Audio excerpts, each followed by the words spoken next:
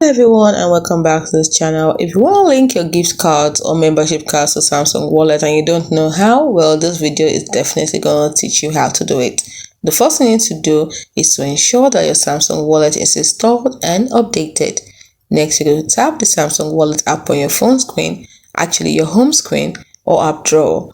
Next, it's going to open up and you're going to tap you're going to tap or select cards. You will see it at the bottom. The icon may look like credit card. Next thing you're going to do is to add card. You see the plus icon, or sometimes it shows you add card option at the bottom right. So you tap on it. Next, you have to select gift card or membership card. Choose the correct card type you want to add or link. So once you've chosen it, you choose it from a list that will be presented to you. Next, you have to scan the card's barcode or QR code with your camera if you want to enter it automatically, or you can manually input it, that is the card number, the PIN, and the expiry if required.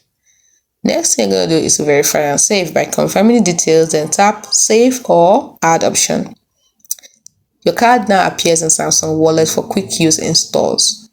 Hope you found this video helpful.